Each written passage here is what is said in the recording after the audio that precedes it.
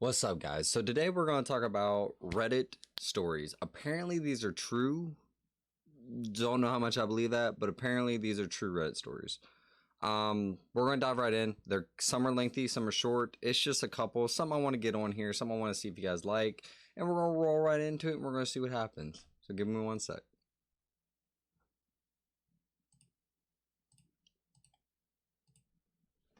So the first one is Restaurant Kitchen Encounter, the full story. So this one I kind of read over a little just to see how it was, and I thought it was pretty interesting. So we're going to see how you guys like it.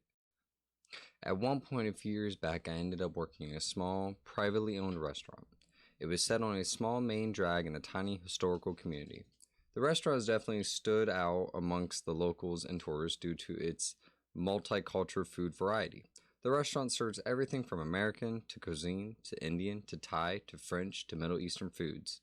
The smallest restaurant was formerly a popular privately owned Chinese restaurant and a local favorite, but unfortunately the old man that owned and operated it passed away. Inside the restaurant one day, so suffice as say the locals town's folk, always a hard word for me to say, didn't take too kindly to the foreign city. Women that bustled in shortly after his death and purchased his restaurant. Not only was my boss flaky and irresponsible, but she could also come off as quite curt and rude at times. So she had a rough go at first obtaining the property permits and whatnot in order to renovate the historical building. The thing is that when you do certain renovations in an old building like that, the local laws require you to then update a lot of the other things that could be quite costly. So that meant that she decided to just use the staff she hired, which was us, to help her with the most renovation work. Everything was pretty smooth, nothing out of the ordinary. That is until the overcast, drizzly day when we were all gathering in the dining room area for a staff meeting. As well, we all sat there quietly, listening to the boss lady. Something a little strange happened. The front entrance door to the restaurant suddenly opened to about halfway and then carefully closed after 1 second, as though someone had simply stepped in.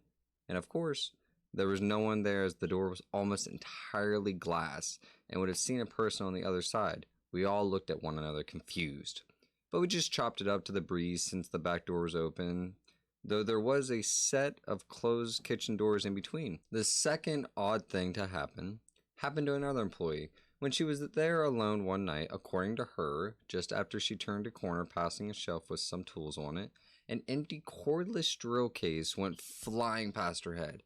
It barely missed her, smashed into the wall in front of her. She definitely seemed pretty put off when she told us about it in the kitchen the next day. Following that, random small things would happen here and there, like our boss would ask us once in a while why one of us didn't come in our office when she see one of us walk by our open door. But we were usually puzzled by that, as none of us had ever even walked past her office during that time. Besides that, we get the occasional strange sound, like a faint voice or a door opening or closing. Also, when I'd be in the kitchen putting together some ingredients for a recipe, I'd have to walk away for a few seconds to grab another ingredient, off the back shelf or something like that. But when I'd return less than 15 seconds later, one of the ingredients I had set out prior to leaving the area would be gone. I ended up having to measure out and prepare the same ingredients again, annoyed, but I had no idea that this was about to go a lot more terrifying for me. The final thing that happened to me and my other coworkers was the worst experience I've ever had that was paranormal, hands down. But in order to properly explain this part to you, I'm going to need to explain a couple things about the restaurant kitchens to you.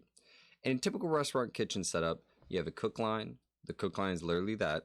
A line that is in a skinny walking and standing space, typically between the oven and fryers and crop top, with the prep surface and small fridge on the opposite side, leaving about 3 to 4 feet walking aisles forming a cook line. Besides that, there's a dishwasher outside of the line, followed with the rest of what you would expect to find in a restaurant kitchen, like refrigerators, freezers, all large scale. You also get your giant hood fans above the cook area, and a hot water heater. The reason why I point all these out is because together, they all can constantly make noise. Think the loudest background noise constantly happening. So, this one day, there are 3 of us working in the kitchen. Me, my boss, and another employee on the dishwasher. My boss and I were on the cook line. While the dishwasher was a few feet away from the cook line, we were all three working as normal, when all of a sudden it got quiet. Think of when you don't realize you've been hearing a constant low sound until it suddenly stops, and then you notice the sound change in the noise environment. Except for, it absolutely got dead silent. Almost like an invisible soundproof blanket got thrown over all of us. As soon as I noticed it, I looked around to the other two, and they also looked puzzled. "What the hell?" I questioned out loud. "Why is it so freaking quiet all of a sudden?" I asked the dishwasher guy, suspiciously. "I don't know," my boss replied. Drawing out her words nervously, she turned to face me as I was standing directly behind her on the narrow cook line. "Nora, go make sure the fridge and hood fans are still running. Maybe the power went out." So I ventured 10 or so feet to the outside cook area, and weirdly enough, I could hear the hood fans, even the dishwasher, hot water heater, and all the fridges and freezers were running like normal. I went back to my boss with a confused look, told her, "Everything's working fine." That was the first creepy part of that. But when I stepped back onto the cook line to tell my boss all was silent again, "Well, Nora, get back to work, grilling those peppers," she snapped. So I got back onto the cook line, besides her. After a couple minutes though, I suddenly started to get tunnel vision. I felt really dizzy and nauseous. I told my boss and she told me to go sit back, take a few minutes, get some fresh air, which I promptly did. As I was sitting outside trying to feel better, I could see my boss into her office, which was catty corner from the back door since the back door was open with just the screen door closed. I was able to hear her while she made a phone call. She sounded urgent and shaky as if she asked a person on the other end of the line to please bring an abalone shell, some sage, and some kind of weird oil. Now, the reason she needed those particular items was because, according to her, she had felt something walk through her on the cook line. That wasn't good. The shitty part is that I was standing right behind her, inches away of the cook line. I waited for her to finish her phone call and returned to the cook line before I went back. By the time I got back in, everything sounded normal again on the cook line. When I got off my shift about an hour later, believe me when I say that I made the normal 45-minute drive home in just under 30 minutes. All that night, I tossed and turned, was able to really sleep, but the few minutes I managed to slip into sleep, I kid you not, I got jolted right back up because I would see screaming demon-like things right in my face. So, a little more on that. We'll dive. What I'm gonna do is I'm gonna read these and I'm gonna dive a little into them. Just kind of give like my opinion almost. I see what they're doing. I don't like. I see why this could be true. It's historical. I get it. It's a historical building. Could be on top of a graveyard or something. I like that one though. So we'll look at the comments. I'm probably going to show a picture up on screen on my left or right. If I don't, I'm sorry. I'm still getting into the editing, but I might show a picture on my left or right if I can figure out how to do all that. Comment one's from Real Raw 2029. Honestly, I can definitely relate when the constant background noise is going on, how weird it is when it all becomes quiet. Second comment, sounds like the old owner was none too happy about these renovations. That is true. I actually didn't think about that. Because the old owner died, and then they just wanted to renovate it completely and do it all over again. So I didn't even think about the old owner. That's a good point. But let's go to part two. So this is going to be story number 2. So story number 2 is my dad met a demon. We're going to dive in, read it a little. I haven't read this one yet personally. I didn't read it. So this one might not get uploaded depending. There was one that I did read before about uninstalling in life and a lot of stuff like that. So we're gonna read it. We're gonna see what happens. If you guys see this, it was a good story. So let's get into it. Keep in mind this was years before my friend's story or ones I've researched. I want you to do this for context. My dad was a truck driver when he left the military in the late 2000s. By the time me and my siblings were born, he only drove in our home state of Texas, and summers were extremely busy for him. Incident happened in 2006. On one of his extended trips across Texas, I believe he was driving south 281. He was getting pretty tired when he pulled into our truck stop. He was making his way on the site convenience store when he noticed a young woman packing back and forth at the front of the shop. She looked to be in her early 20s, slim, very pretty, and wearing a tank top with cut-off shorts, according to my dad. Normal attire for Texas summers, she was carrying a plate covered with aluminum foil, as if she was making her way home from a family barbecue. He finished his business in the store, headed back to his truck. As he got in, he was stunned to see the blonde woman was now sitting in the passenger seat. He was utterly shocked and had no clue who this woman was, or how she even got past his locked door. My dad was also very vigilant on the road, never left his truck unlocked. He demanded she get out of the truck. He wasn't afraid at this point, but something felt off about the mysterious woman. She sat there and looked at him, with the covered plate on her lap, not saying a word. For a moment, he wondered if he should just get out, walk over to the passenger side of the door, and just yank her out of the cab. But he decided against it. I'm still not sure why. The whole thing was beyond strange. So my dad, against his better judgment, took his rig on and drove off. The blonde woman still in the passenger seat, a few miles up the road. He attempted to make conversation. I guess he was trying to quell the extreme discomfort he felt. He asked her name, but the woman remained silent.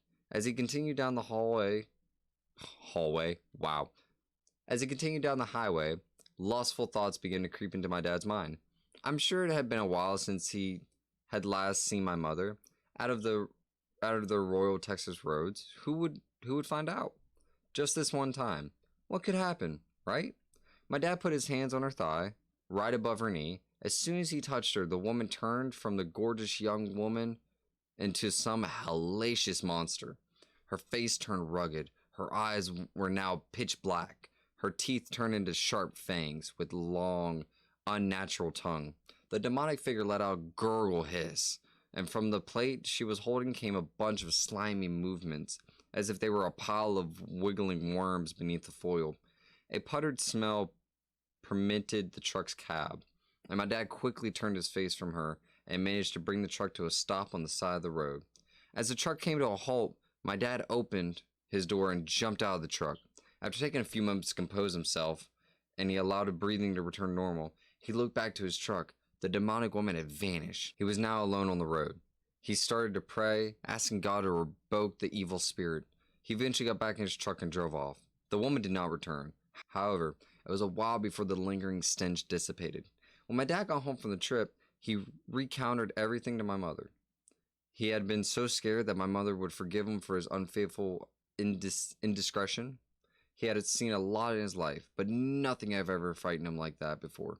He blamed himself for impure thoughts, and perhaps that's why he attracted the evil spirit. I know that many might say everyone cheats on their partners all the time, and nothing like this happens to them. I can't explain why. I only know what happened to my dad on the dark, lonely roads of Texas. When I was older, I brought up the experience and asked him, "Dad, did that really happen to you?" He would never respond with those words and just nodded. Well, damn. Let's go to the comments on that one. So I've actually used to live in Texas. I actually know the Road 281 they're talking about. I've heard stories of stuff happening on Road 281. Never personally ever happened to me. He went from get out of my truck to, hey, let's go for a ride. Okay. We didn't need that one. How'd your mother react when her dad told her what happened? She was shocked and they divorced, but I can still see my father. It's shown in the story. I mean, someone jumped into my car, I would remove them, not take them for a ride, and then just put my hand on their thigh and hope, get lucky. If they're not talking, they're obviously defenseless or something is wrong. This is not seduction. I don't wonder why your dad got the response they did. And the creator replied, I don't know. Like I said, this isn't completely my story, which is true. So, basics. Truck driver dad went to a gas station, saw a pretty young lady get in his truck. Pretty young lady wouldn't move. Dad tried to make a move, and Demon didn't like that. That was a cool one, though. I actually like that one. That was a decent one. We're going to see. All right, this one's probably going to be the last one. A little shorter. It's called College House Haunted as Fuck. Or as they like to put, AF. So we're going to see how it is haunted AF.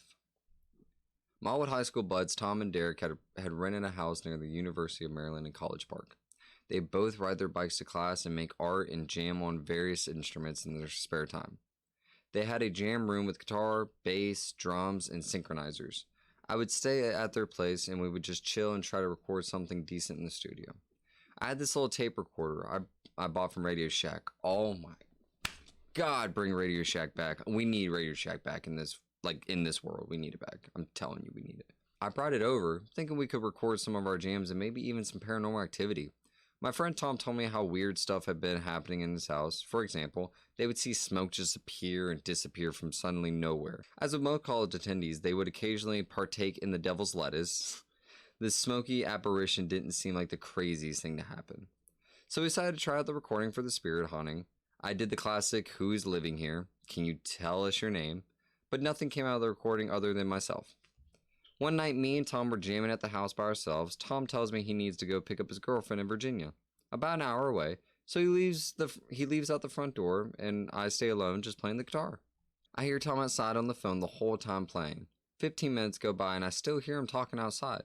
I go to the door to see why he hasn't left yet. As soon as I open the front door, I stop hearing Tom on the phone. I see his car is gone also. I go to close the door and turn around to see smoke appear right in front of me. It quickly disappeared in the air, though. Thinking how strange this was, I decided it was probably all in my head. Maybe I was just hearing things. I keep playing guitar until my other buddy Derek shows up. I tell Derek what happened, and he did not seem to be fazed. Him and Tom both have seen their fair share of the weird stuff. They seem to be sort of magnet to the paranormal. Derek gets on the bass. I play the guitar. We're jamming for a good 10 minutes when I hear a voice. "Stop," it said. I think how weird it was and how it sounds like my buddy Tom. Then we hear it louder. "Stop." It was Tom. I knew it. I knew it was him because it had the same distant nasal tone, but it couldn't have been him. He was still an hour away in Virginia. Derek and I both stopped playing. I asked him if he heard that, and he said, "Yeah." I asked him, "What did you hear?" He said it sounded like Tom yelling, "Stop." Tom eventually came home, and we talked to him about what happened. We were all pretty weirded out about the whole thing. It didn't keep us from having a good time and recording some good music. I think the fear and mystery might have added a bit of flavor into our own production as well. Tom and Derek continued to live in the house for another year, and the strange occurrences didn't stop. Tom told me he had been karate chopped by what felt like a child. He had seen a little boy in the 1800s clothing attire in a misty haze several times in the house. All these strange things must have really messed with Tom. He fell on hard times after he dropped out. Him and his girlfriend broke up. He also witnessed a giant triangle UFO with an entire group of people out in an outdoor rave in Virginia. This, along with other pressures, seemed to have caused him to spiral emotionally. He had always been a strange guy, though, in the most hilarious and charming way. It was really hard seeing him fall in such hard times. So this just seems like a classic case of someone got probed. No, I'm kidding, but no, that's weird. So they lived in a creepy house, and it just didn't work out for them. I mean, I hate it. I hate to see it happen, but it happens. All right, guys. So that was Reddit. Scary stories on Reddit. If you liked it, please let me know. Let me know if you guys want more of this. I know I need to work on my reading. I'm sorry for that. If some things were a bit choppy or if I started on some things, still learning. Like I said, never good at popcorn. Never good at doing all that. Definitely let me know if you guys want to see more of it, and send some submissions if you want. If you go down below, you'll see my community Discord and my contact email. If you guys want to email me any scary stories, anything you guys want me to read, just let me know. Besides that, stay scary. Peace.